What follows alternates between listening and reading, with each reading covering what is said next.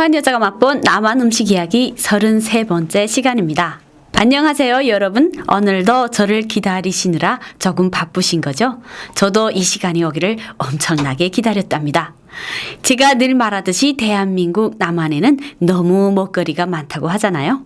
북한에는 냉동기 있는 집이 잘 사는 집이라고 알고 계시지만 남한에서 냉장고는 신발장처럼 매 가정에 있는 것이랍니다. 물론 전기가 들어오지 않는 북한에서 냉장고는 신발장보다 쓸 일이 더 없지만 남한에서 냉장고는 부의 상징이 아니라 생활 필수품 속에 속한답니다. 이런 남한에 와서 슈퍼에 내려가면 여러 가지 매장들이 있는데 다른 매장보다 특별하게 비싼 풀 매장이 있답니다. 시원한 냉장고 안에서 1년 365일 우리를 반기는 애들인데요. 무엇이냐면 바로 유기농 채소라고 다른 남새의 2배 정도 비싼 남새들이랍니다.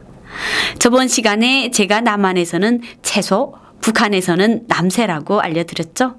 일반 남새들도 너무 좋은데 특별히 비싼 유기농 채소를 보고 저는 저 남새들은 특수 비료를 주나 보다 라는 생각을 했답니다. 김부자가 먹는 카일라말에 사탕가루 50kg씩 묻는다더니 여기도 특수한 비료를 넣어 비싸게 파나 보다. 이런 생각을 하면서 괜한 오기에 유기농 오이를 구매했어요.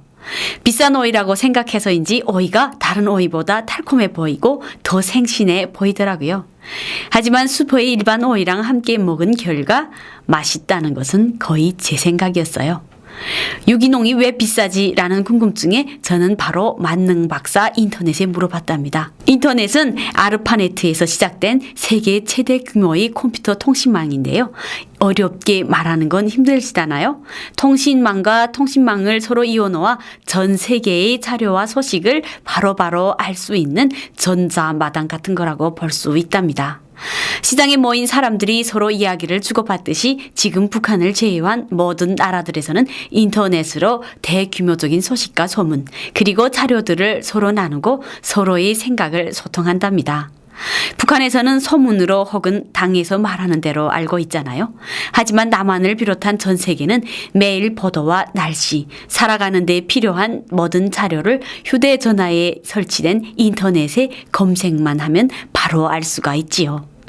그래서 저는 어떻게 했겠어요? 서울의 문화시민으로서 습관이 안 되었더라도 인터넷 검색을 했죠.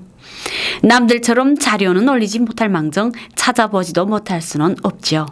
다행히 지금은 인터넷 검색을 하는 것이 습관이 되었지만 탈북 후 거의 1년은 검색해볼 생각을 못하고 그걸 어디서 알았어? 누가 말했어? 혹시 언제 알려진 거야? 다시 알려줄 수 없겠니? 적어 넣으려고 등등 이런 말을 하면서 사람들을 귀찮게 하였답니다. 하지만 지금은 어떻게? 바로 인터넷에 유기농이라고 검색을 했답니다. 그랬더니 화학 비료나 농약을 사용하지 않은 땅에서 자란 천연 성분으로 키운 것이라고. 화학 비료나 농약을 최소 3년 이상 사용하지 않은 땅에서 퇴비나 유기질 비료로만 키운 이런 남새나 채소, 허브, 한약 재료들은요. 물티슈나 유아용 화장품 등 여러 방면에 쓰인다고 하더라고요. 여러분들이 순간 딱 드는 생각이 있으시죠? 물론 북한의 모든 것이 유기농이라고요.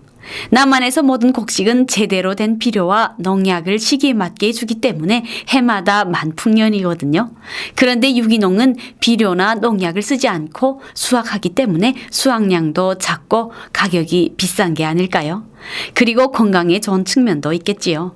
하지만 남한 인민들은 평생 유기농을 드시지 않아도 건강하게 너무 오래오래 잘 살고 있고요. 제가 유기농이 비싼 것을 보고 또 감동한 이유는 이렇게 농사를 힘들게 하시는 농사꾼의 땀까지 비싼 대가로 알아주는 남한 인민들의 따뜻한 마음이랍니다. 그러면 또 필요가 없어 농사를 제대로 지을 수 없던 북한의 농민들 생각이 나는데요.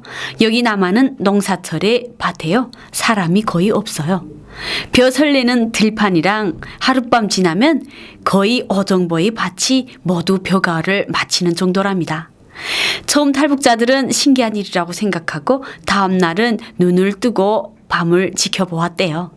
농장밭에 기계 여러 대가 척 오더니 척척 움직이면서 베고 나르고 탈곡하고 자루에 포장도 기계가 쫙쫙 하더랍니다. 그래서 북한에서 농사를 짓던 분들이 남한으로 오면요, 농촌에 가시는 경우가 많답니다. 도시에서 살려는 사람들이 많은 남한에는 농촌에 내려가면 집도 주고 땅도 주고 돈도 좀 주는데, 북한에서 힘들게라도 제 땅에 농사 짓고 싶던 분들 어떻게 되겠어요? 김일성이가 땅을 나누어 주고 인민들의 한심을 사고 협동조합으로 다시 빼앗은 때랑은 차원이 다르답니다. 열심히 농사를 지어 북한으로 말하면 지주처럼 잘 먹고 잘 산답니다. 남한 분들은 북한 사람들은 생활력이 강해서 농사도 아주 잘 짓는다고 칭찬하지만, 북한에서 오신 분들은 웃으면서 이런 농사라면 땅 짚고 헤엄치기라고 하신답니다. 이런 이야기 들으시면서 아는 재간이라곤 농사밖에 없어서 용기를 못 내신 분들, 용기를 내봐요.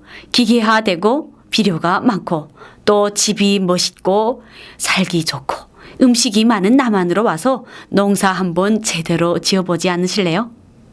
지금까지 진행의 김지영이었습니다. 감사합니다.